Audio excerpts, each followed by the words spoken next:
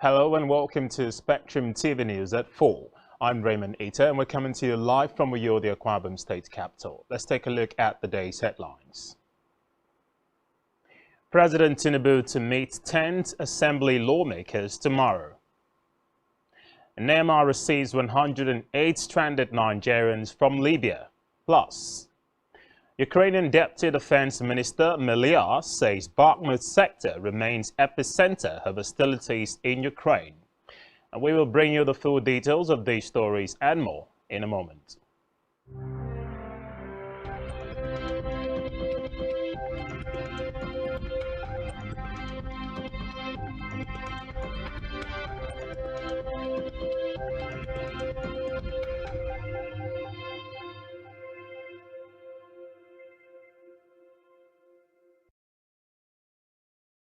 Many thanks indeed for joining us. And first in the news this afternoon is Nigeria's leader, President Bola Tinubu, ahead of the June 13 inauguration of the 10th National Assembly, is expected to officially meet with the lawmakers-elect across party lines tomorrow. A report said the invitation of the president was conveyed in an official letter from the State House to the Senate and read today by the Deputy Senate President Ovi Omoagege, who presided over the plenary. According to the letter, the meeting between the lawmakers and the president would take place at the State House Conference Center of the State House Abuja tomorrow by 2 p.m. In a related development, Nigeria's President Bola Tinubu has sworn in George Akume as the new Secretary to the Government of the Federation, SGF, at the Council Chamber. Akume, in the brief ceremony, which had dignitaries, including some serving and former governors, took his oath of allegiance and oath of office. Present at the ceremony were the Vice President Kashim Shettima, President of the Senate Ahmad F. Regina Akume. A report says his duty commences with immediate effect. From the Red Chambers, the Senate has rejected the controversial National Water Resources Bill of 2023 after it was listed for the concurrence on the order paper for consideration and passage. Now, the bill sought to establish the National Council on Water Resources, Nigeria Water Resources Regulatory Commission, River Basin Development Authorities, Nigeria Hydrological Services Agency, and the National Water Resources Institute. Now, reports say the proposed bodies, if established, were to provide for the regulation. Now, recall that former President Muhammadu Buhari had in 2017 presented the controversial bill to both chambers of the National Assembly, which seeks to transfer the control of water resources from the state to the federal government. And from the Green Chambers, the House of Representatives is currently holding a valedictory session of the 9th House. In attendance at the session are former Speakers Galina Harbour and Patricia Ete.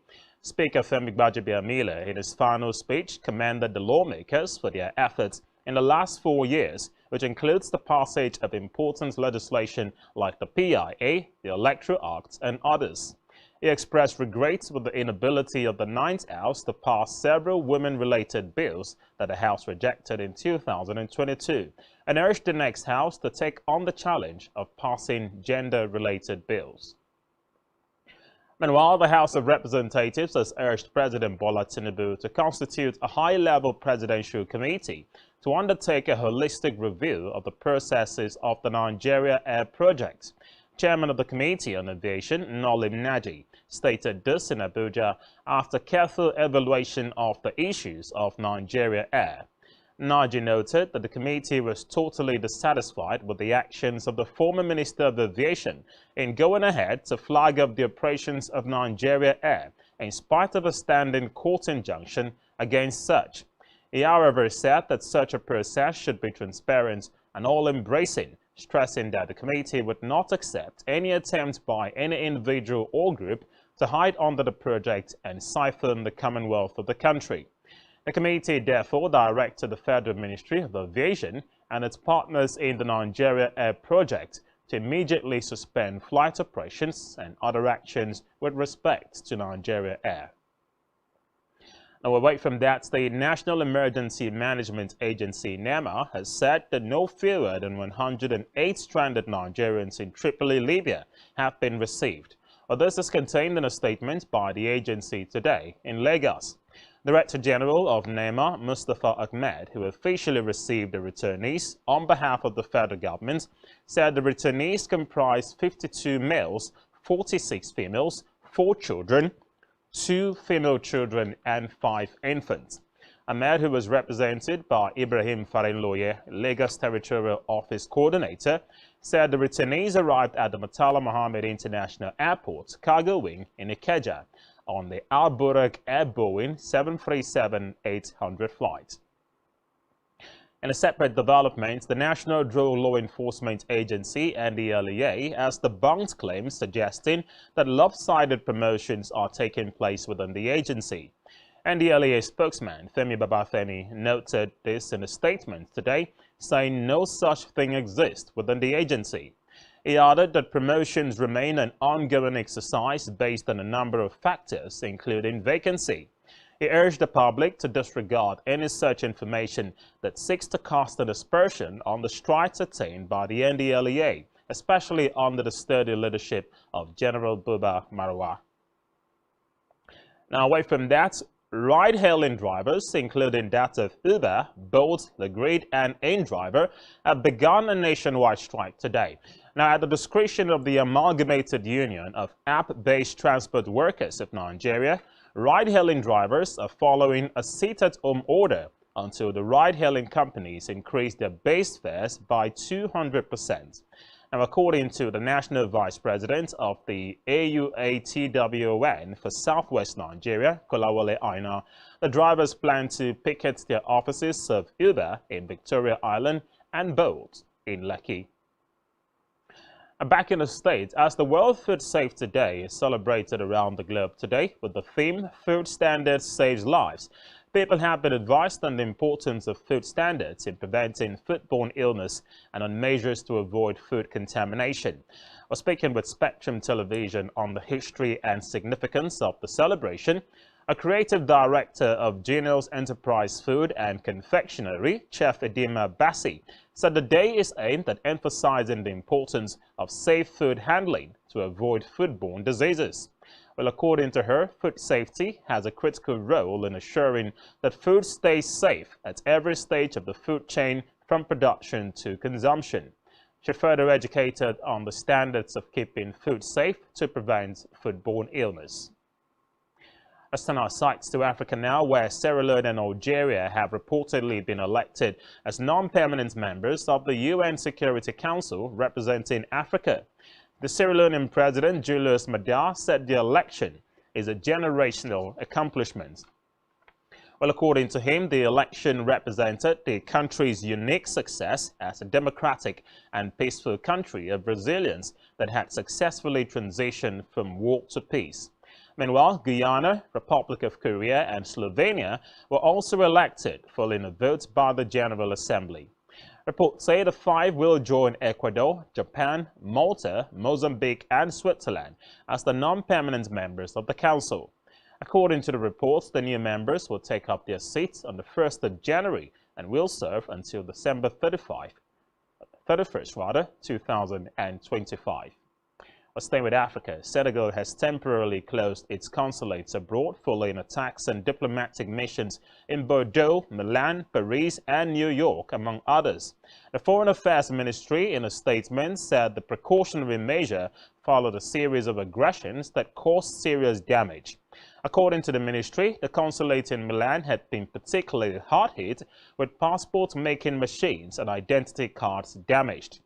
Reports say the closure comes amid political tensions in Senegal following the sentencing of opposition leader Ousmane Sonko last week to 2 years in prison, which led to deadly protests. At the foreign scene, Ukraine's Deputy Defense Minister Hanna Maliar has said that fighting around Bakhmut remains the epicenter of hostilities. Speaking on Telegram, Maliar said Ukrainian forces have made gains ranging from 200 meters in some areas to 1,100 meters in others. The defense minister also noted that Wagner fighters had largely withdrawn, adding that they remain in some places in the rear, and the large majority of the fighting is now being conducted by regular units of the Russian Federation, including airborne units. Staying with the foreign scene, thousands of people have reportedly been evacuated downstream of a major dam which has collapsed in Russian-held Ukraine. Ukrainian President Volodymyr Zelensky, while blaming Russia, said 80 towns and villages may be flooded after the destruction of the dam at the Nova Kakhovka. A report says water is surging down the Dnieper River and is set to pose a catastrophic flooding risk to the city of Kherson. But while Russia has denied destroying the dams which it controls, instead blaming Ukrainian shelling. Well, the International Atomic Energy Agency, the IAEA, said the situation is under control and there is no immediate nuclear safety risks for the plant. And you're watching Spectrum TV News at 4. Still to come. Former Tottenham Hotspur and West Ham striker Sergei Rebrov named Ukrainian head coach. Just stay with us.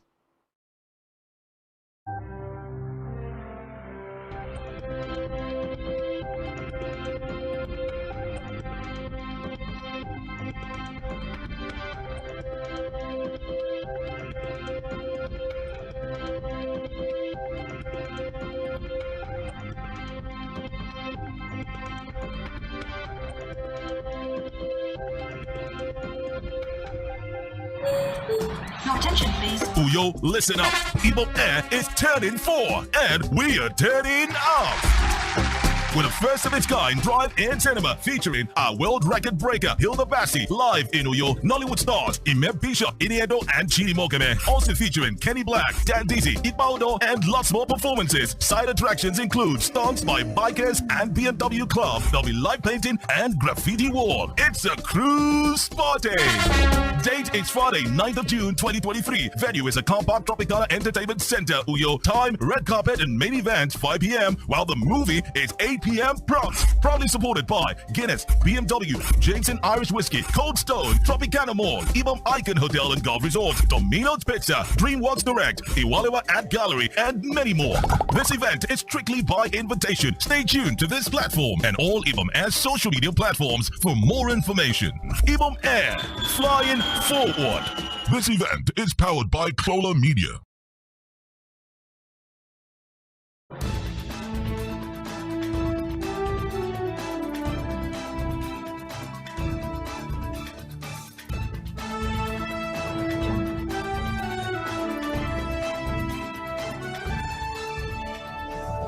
Spectrum TV, broadening your horizon.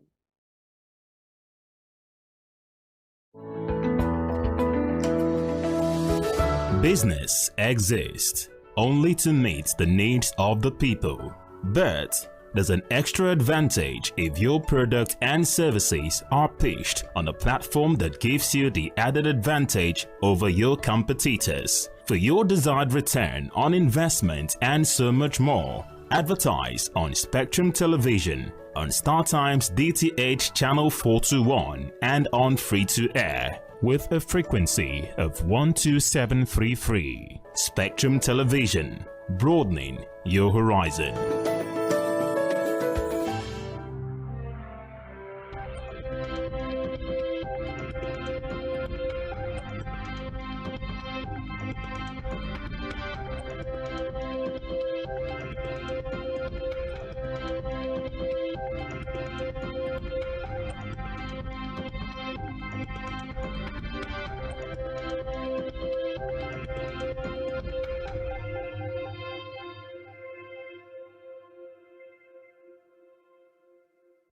Welcome back and many thanks for staying with us. And now on the business news, the federal government has said companies involved in the climate change fight will begin disclosure of financial accounts starting from January 1st, 2024. Executive Secretary of the Financial Reporting Council of Nigeria, Shuaibu Ahmed, made this known today during the inauguration of the Adoption Readiness Working Group in Abuja. Reports say this initiative, which is in line with International Sustainability Standards Board, is to promote transparency and accountability of financial information to investors. And while the early adoption of the policy was part of recommendations made during the COP27 Climate Change Conference held last year in Egypt. Staying with business, prices of petrol at depots have increased more than 100% following the official removal of subsidies since May 29. The National Controller Operations, Michael Satuyi, said many downstream businesses were currently struggling to stay afloat as a result of the hike in the prices of products at the depot. Well, according to him, the price of a 33,000 metric tons tanker of petrol that was sold at 8 million naira before the subsidy removal now goes between 22 million and 23 million naira, depending on the location of the filling station from the depots. He added that the price of one tanker of petrol is now around 22.5 million naira in Lagos and Ogun, and around 23 million naira for those outside Lagos and Ogun. And now in health, the European Commission (EU) has joined the United States in approving the world's first vaccine for the respiratory syncytial virus (RSV) to be used by adults aged 60 and above. Or the GlaxoSmithKline, the GSK Chief Scientific Officer Tony Wood, in a statement, noted that the authorization for RSV means eligible adults can be vaccinated against RSV disease for the first time. The GSK said the RSV is a common contagious respiratory virus that leads to approximately 20,000 in-hospital deaths each year in adults aged 60 years and over in Europe. I recall that the United States had approved the drug last month, while the vaccine was the culmination of a decades-long hunt to protect vulnerable people from the common illness. Well, staying with health now, medical professionals have advised pregnant women to desist from taking unprescribed medications, warning that it can lead to miscarriage and deformities in babies. Or they said the use of medication in pregnancy without a doctor's prescription could have devastating impacts on both the mother and her unborn baby. The maternal health experts, while highlighting the risks associated with such action, further revealed that it could lead to jaundice in babies, especially among those treating urinary tract infections with antibiotics. And now in sports, former Tottenham Hotspurs and West Ham striker Sergei Rebrov has been named Ukraine's head coach. For the 49-year-old, who scored 15 goals in 75 games for Ukraine between 1992 and 2006, has signed a 3-year contract. It replaces Russian Rotan, who was appointed interim boss after Alexander Petrakov's departure in January. Rebrov, Ukraine's assistant coach from 2010 to 2011, has also managed clubs like Dynamo Kiev, Ferencváros, and most recently Al Ain in the United Arab Emirates. Meanwhile, Ukraine will be facing Germany in a charity match on the 12th of June before Euro 2024 qualifiers against North Macedonia on the 16th of June and Malta on June 19. Staying with sports, Chelsea have reportedly opened talks with Paris Saint-Germain over a possible deal for Neymar Jr. Report says Neymar could be on the verge of leaving the Ligue 1 champions following Lionel Messi out of the door. Well, according to Mo reports, Neymar has largely failed to live up to expectations with Paris Saint-Germain and has become the target of criticisms from the club's fans and supporters. And now in entertainment, Afrobeat musician Teniola Pata, popularly known as Tenny, has released a new single, No Days Off. This piece takes a look at Tenny's rebrand over the years, which now appears to be complete with the release of her recent single, No Days Off. Her latest song, and only release of 2023, is a combination of familiar Yoruba Tungba precautions with electric elements and a fast BPM that's already familiar in alternative scene through the likes of Odunsi. We're staying with entertainment. Sensational Nigerian singer Divine Ikuba, popularly known as Rema, has broken Wizkid's record for the longest-running African song atop the Billboard and World Digital Song sales. Rema's hit song with Selena Gomez, Calm Down, has spent a record 18 weeks at #1 on the charts this week, surpassing Wizkid and Tems' 2020 Essence, which spent 17 weeks atop the chart. Or Calm Down at #5 on the official Billboard Song of the Summer chart, making it the first African song to appear on the chart.